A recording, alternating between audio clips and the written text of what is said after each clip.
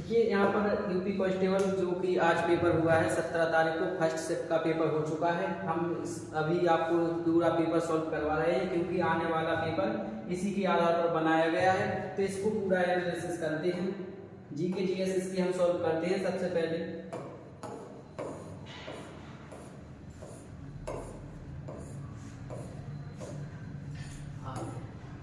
तो ये रहे जीके के प्रश्न। यहाँ पर पहला प्रश्न पूछा गया है, श्वेत प्रकाश कितने रंगों से मिलकर, थोड़ा जूम कर,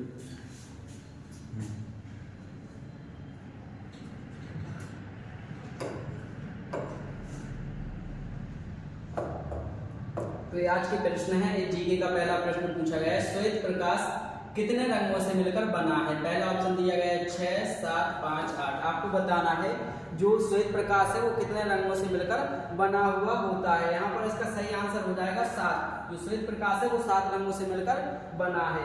इसके बाद क्वेश्चन पूछा गया, ग्रेट बैरियर रीफ निम्नलिखित में से किस देश के तट पर स्थित है। आपसे पूछा गया ग्रेट बैरियर रीफ कहाँ पर स्थित है। पहला दिया गया इंडोनेशिया, दक्षिण अफ्रीका, ऑस्ट्रेलिया या फिर फिलीपींस। तो आपको बता दें जो ग्रेट बैरियर रीफ है वो ऑस्ट्रेलिया में स्थित है।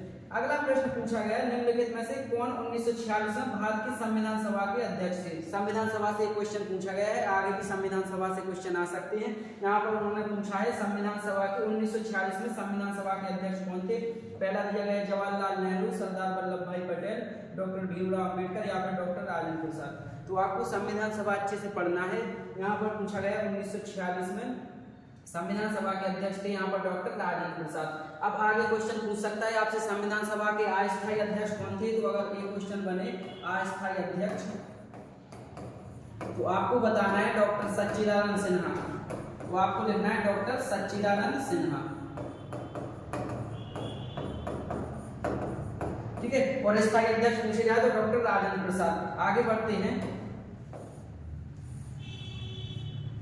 यहाँ पर एक प्रश्न पूछा गया है, प्रयाग प्रशस्ति की रचना किसके द्वारा की गई। तो यहाँ ऑप्शन दिया गया है बाणभट्ट, हरिसेन, भवभूति या फिर बोधायन। तो आपको बता दें प्रयाग प्रशस्ति की रचना हरिसेन ने की थी जो समुद्रगुप्त का दरबारी कवि था। अब अगर आपसे पूछा जाए समुद्रगुप्त का दरबारी कवि कौन था तो आपको बताना है हरिसेन। आगे इससे क्वेश्चन बन सकते हैं, हरिसेन किसका दरबारी कवि था। तो आपको बताना है समुद्रगुप्त का दरबारी कवि था जिसने प्रयाग प्रशस्ति की रचना की है। यहाँ पर एक क्वेश्चन पूछा गया है, निम्नलिखित में से कौन सी भारत के पूर्वी तट पर स्थित खारे पानी की सबसे बड़ी लेगून झील है। यहाँ पर ऑप्शन दिया गया है पंचभद्रा, साललेक, कोल्लेरू, लोनार या फिर चिल्का झील। तो आपको बता दें जो उड़ीसा में चिल्का झील स्थित है वो खारे पानी की सबसे बड़ी लेगून झील है। इसका सही आंसर हो जाएगा चिल्का झील, उड़ीसा। इसके बाद आपसे क्वेश्चन पूछा गया है यहाँ पर, बेलाडेला की पहाड़ियां जो बैल के कुबड़ की तरह दिखती हैं निम्नलिखित में से किस राज्य में स्थित है। आपको बताना है बेलाडेला की पहाड़ियां कहां पर स्थित हैं। यहाँ पर ऑप्शन दिया गया है तमिलनाडु, छत्तीसगढ़, केरल और कर्नाटक। तो आपको बता दें बेलाडेला की पहाड़ियां हैं वह छत्तीसगढ़ में स्थित है। इसका सही आंसर हो जाएगा छत्तीसगढ़। फिर आपसे पूछा गया है, निम्नलिखित में से किसके द्वारा निर्मित समुद्र के एक संकीर्ण चैनल द्वारा भारत श्रीलंका से अलग होता है। आपको बताना है, 4 ऑप्शन दिए गए हैं, भारत श्रीलंका से किसके माध्यम से अलग होता है।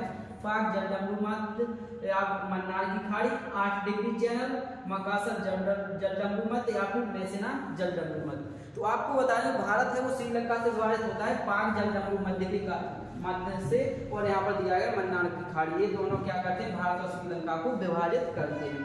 फिर आपसे क्वेश्चन पूछा गया है सोनपुर बिहार से क्वेश्चन बना है सोनपुर पशु मेले से जो कि बहुत ही फेमस है। यहाँ पर पूछा गया सोनपुर पशु मेला हर साल भारत में निम्नलिखित में से किस राज्य में आयोजित किया जाता है।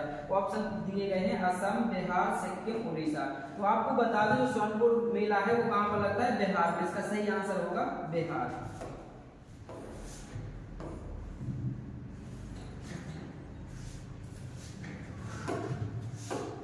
यहाँ पर क्वेश्चन है क्वेश्चन नंबर 25, अंगूर की खेती, उपज और कटाई को निम्नलिखित में से किस नाम से जाना जाता है।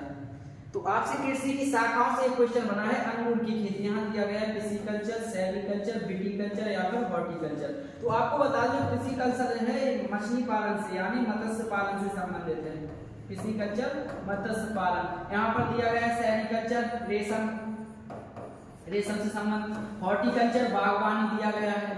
तो ये सभी कृषि की शाखाएं आपको याद कर लेनी है। अगर इस क्षेत्र में आपसे अंगूर की खेती विटीकल्चर पूछा गया है तो आगे पिसीकल्चर पूछ सकता है, मत्स्य पालन या फिर सेरीकल्चर रेशम, हॉर्टिकल्चर बागवानी। तो ये सभी शाखाएं अच्छे से पढ़ लेनी है।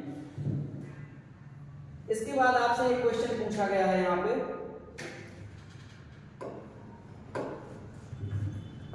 क्वेश्चन दिया गया है निम्नलिखित में से किस राज्य के कुछ हिस्सों में 400 साल पहले नहर सिंचाई की एक स्थानीय प्रणाली विकसित हुई जिसे कुलह कहा जाता है। नहर सिंचाई प्रणाली को कुलह किस राज्य में कहा जाता है? तो आपको बता दें, यहाँ 4 ऑप्शन दिए गए हैं, कर्नाटक, गुजरात, हिमाचल प्रदेश और केरल। तो जो कुलह प्रणाली है वो कहाँ प्रचलित है? हिमाचल प्रदेश में। तो इस प्रश्न का सही आंसर क्या था? हिमाचल प्रदेश। इसके बाद दिया गया है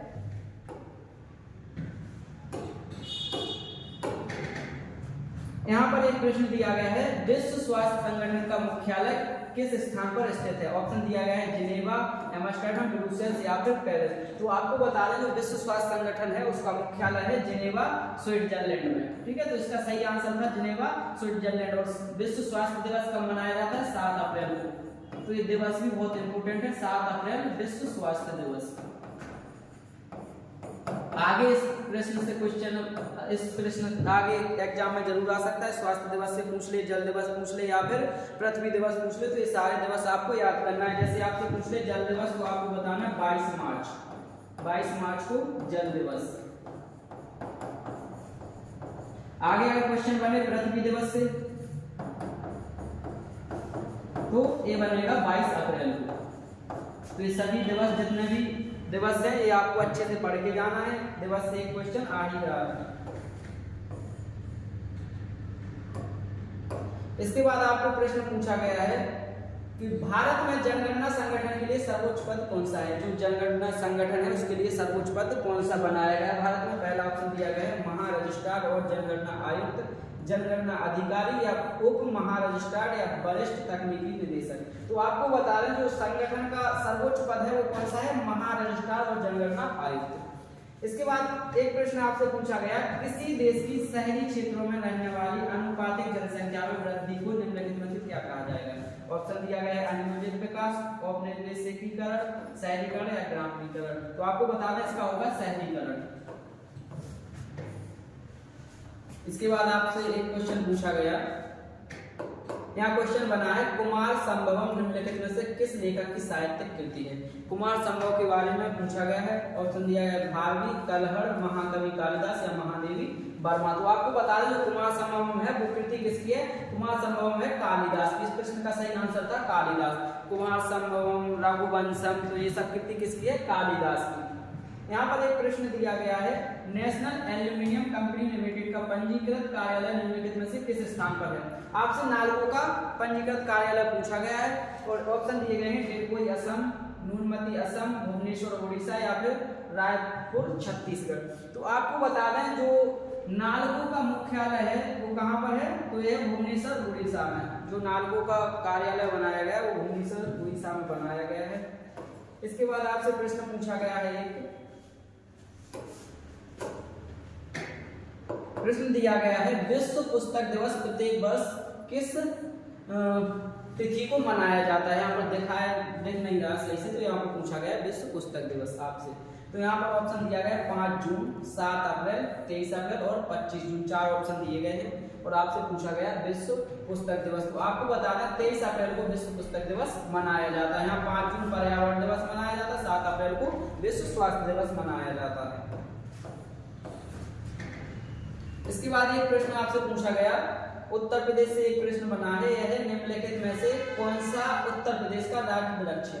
राजकीय वृक्ष के बारे में पूछा गया है। ऑप्शन दिया है बरगद, बांस या फिर अशोक और बांस। 2 बार दिया गया है। यहाँ पर एक बाज लिखा हुआ है जो कि पक्षी है, तो ये तो वैसे ही गलत हो जाएगा। यहाँ पर वृक्ष की बात की गई है। तो आपको बता दें उत्तर प्रदेश का राजकीय वृक्ष है वो क्या है? अशोक। इसका सही आंसर था अशोक। इसके बाद पूछा गया है ये क्वेश्चन आपसे, अकबर का मकबरा निम्नलिखित में से किस स्थान पर स्थित है? अकबर जो कि मुगल वंश से संबंधित था।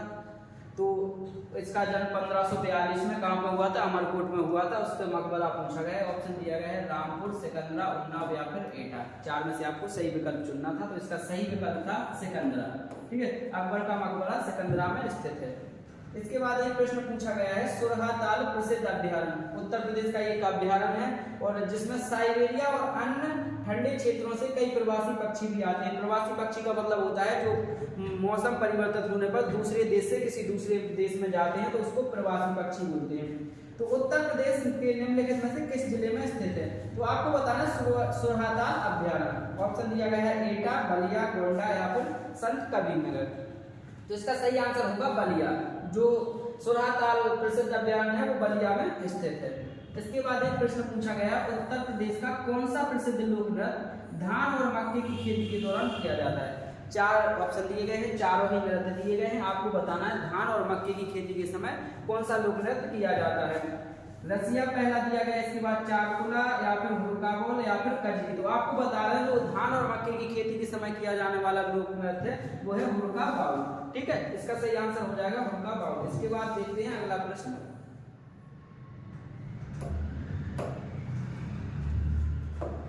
जीके का लेवल मिडिल टू, जैसे मॉडर्न टू बोलते ना, सिर्फ ये जैसे सरल से कठिन की तरफ जा रहा है, तो इजी टू मॉडर्न है, मतलब सरल से मध्यम। ज्यादा हार्ड भी नहीं कह सकते अपन इसको, क्योंकि इतना कठिन पेपर आया नहीं है, सरल पेपर पूछा गया है ज्यादा। इसमें दिया गया है निम्नलिखित में से कौन सा सोशल मीडिया प्लेटफॉर्म पेशेवर नेटवर्क और नौकरी तलाशने के लिए सबसे उपयुक्त है? पहला दिया गया स्नैपचैट, फेसबुक, इंस्टाग्राम और लिंक्डइन। तो आपको बता दें जो इंस्टाग्राम और फेसबुक, ये दो चीजें तो ऐसी हैं, यहाँ पर नौकरी की तलाश तो वैसे भी कोई करता नहीं है। ठीक है, तो यहाँ पर तो इन पे क्रॉस हो जाएगा। स्नैपचैट है नहीं है, तो इसका सही हो जाएगा लिंक्डइन। सही आंसर था इसका लिंक्डइन। इसके बाद एक प्रश्न पूछा गया है, बनारस हिंदू विश्वविद्यालय की स्थापना पंडित मदन मोहन मालवीय ने निम्नलिखित में से किसके सहयोग से की? तो यहाँ तो एक क्वेश्चन तो यही आपको बन गया यहाँ पर, बनारस हिंदू विश्वविद्यालय की स्थापना किसने की? तो आपको बताना है पंडित मदन मोहन मालवीय ने। अब यहाँ पर पूछा गया किसके सहयोग से? चार ऑप्शन दिए गए हैं, रविन्द्रनाथ टैगोर, सरदार वल्लभ भाई पटेल, मैडम भीकाजी कामा या फिर डॉक्टर एन बेसेंट में से कौन सा सही है? तो आपको बता दें जो मदन मोहन मालवीय थे उन्होंने एन बेसेंट की सहायता से और उसका बनारस हिंदू विश्वविद्यालय का निर्माण किया। तो इसका सही आंसर हो जाएगा क्या? Doctor N Besant. यूपी से 7-8 क्वेश्चन पूछे गए हैं, तो यहाँ पे फिर से यूपी का क्वेश्चन आ गया। उत्तर प्रदेश में स्थित भदोही निम्नलिखित में से किस कला के लिए प्रसिद्ध है? भदोही से क्वेश्चन बना है। पहला ऑप्शन दिया है चिकनकारी, कालीन बुनाई, साड़ी बुनाई या फिर चमकीली मिट्टी के बर्तन। तो आपको बता रहे हैं जो भदोही है वो है कालीन बुनाई के लिए सबसे ज्यादा प्रसिद्ध है।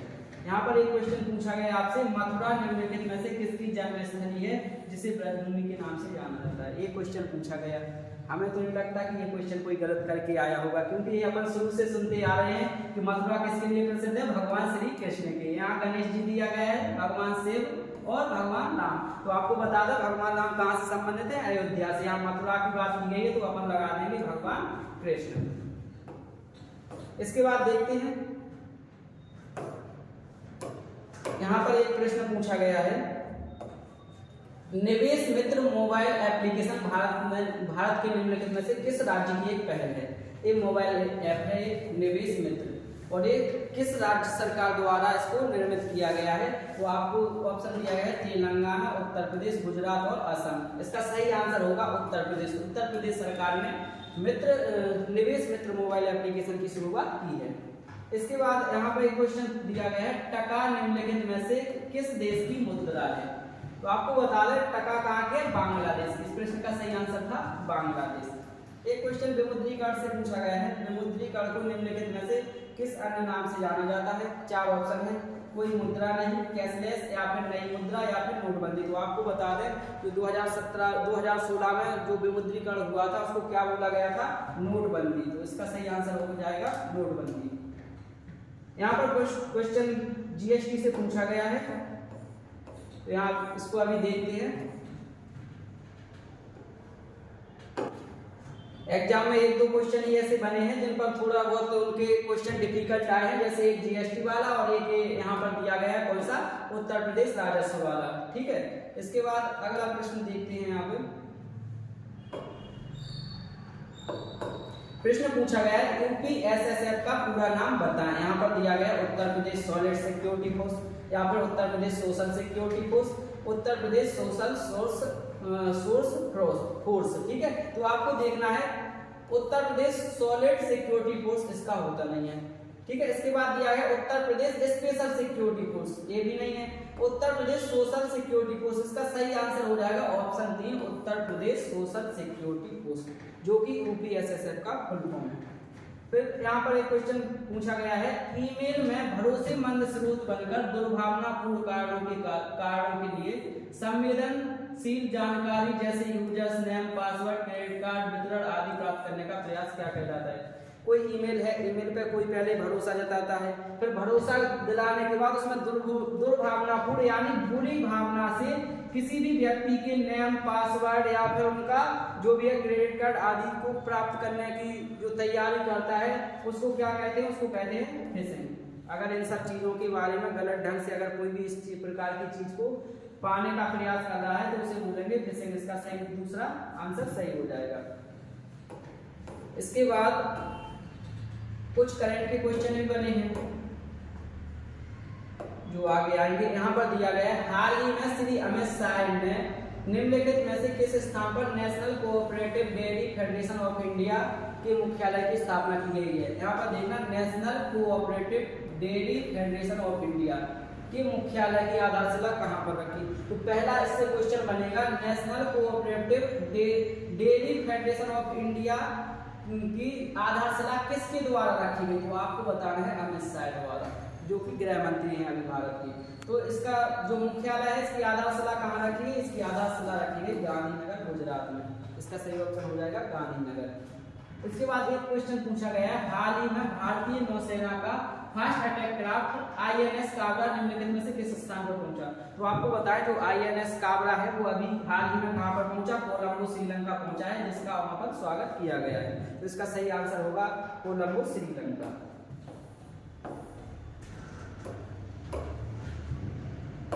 एक प्रश्न यहाँ पूछा गया है निम्नलिखित में से कौन सा पुरस्कार सहकारी और दुग्ध उत्पादक कंपनियों को आगे बढ़ाने, प्रतिस्पर्धी भावना पैदा करने के लिए प्रेरित करने हेतु दिया जाता है।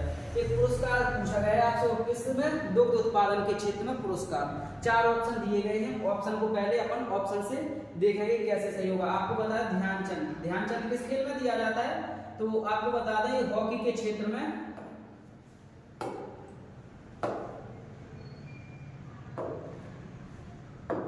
ध्यानचंद पुरस्कार दिया जाता है हॉकी में। तो ये तो किससे हो गए, संबंधित खेल से, लेकिन यहाँ क्या पूछा गया है दुग्ध के क्षेत्र में, तो ये तो हो नहीं सकता। इसके बाद दिया गया द्रोणाचार्य पुरस्कार, यह भी खेल में दिया जाता है।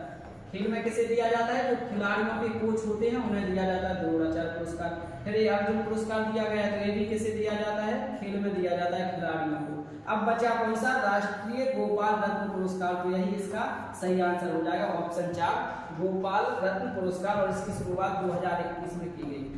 ठीक है, तो इसका सही आंसर हो जाएगा राष्ट्रीय गोपाल रत्न पुरस्कार। एक क्वेश्चन पूछा गया है निम्नलिखित में से कौन खुदाई खिदमतगार का संस्थापक है। 4 ऑप्शन दिए गए हैं मौलाना आजाद, मोहम्मद अली जिन्ना, बदरुद्दीन तैयब जी या फिर खान अब्दुल गफ्फार खान। तो आपको बता दें खुदाई खिदमतगार किसी को लाल कुर्ती दल के नाम से भी जाना जाता है, लाल कुर्ती दल। तो अगर कभी आपसे पूछे, आप बदल के भी पूछ सकते हैं लाल कुर्ती दल किसने निर्मित की या लाल कुर्ती दल का संस्थापक कौन है, तो आपको बताना है खान अब्दुल गफ्फार खान। इसका सही आंसर हो जाएगा ऑप्शन 4 खान अब्दुल गफ्फार खान। इसके बाद यहाँ पर एक क्वेश्चन दिया गया है निम्नलिखित में से किसने हाल ही में कोच्चि लक्षद्वीप समूह सबमरीन ऑप्टिकल फाइबर कनेक्शन का उद्घाटन किया है। पहला ऑप्शन दिया गया है अमित शाह, डॉक्टर जयशंकर, एस जयशंकर या फिर नरेंद्र मोदी या राजनाथ सिंह। तो आपको बता दें लक्षद्वीप समूह में सबमरीन ऑप्टिकल फाइबर कनेक्शन है, इसका उद्घाटन किया गया माननीय प्रधानमंत्री श्री नरेंद्र मोदी जी द्वारा। ठीक है, इसके बाद अगला प्रश्न देखते हैं।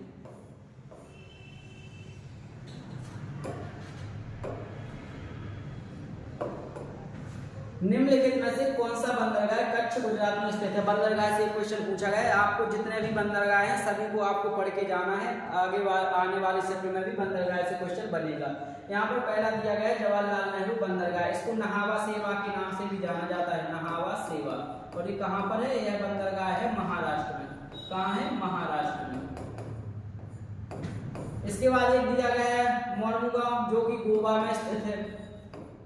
ठीक है, अगला बंदरगाह दिया गया है पारादीप, है उड़ीसा में स्थित है। कहाँ स्थित है? उड़ीसा में। और आपका बी ऑप्शन दिया है कांडला गुजरात, ऐसे दीनदयाल बंदरगाह के नाम से भी जाना जाता है। यह कहाँ पर है? गुजरात में। और आपसे पूछा गया कौन सा बंदरगाह कच्छ गुजरात में स्थित है, तो यही ऑप्शन 4 आपका सही हो जाएगा, कांडला बंदरगाह। कहाँ पर स्थित है? गुजरात में।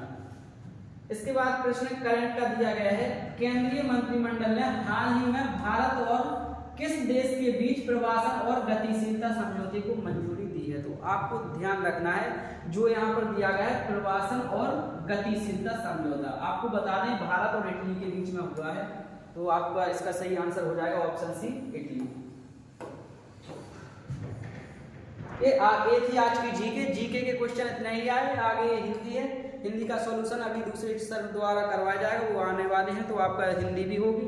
बस 2 मिनट का वेट कीजिए और जीके आपकी कंप्लीट हो गई है, यही क्वेश्चन आए।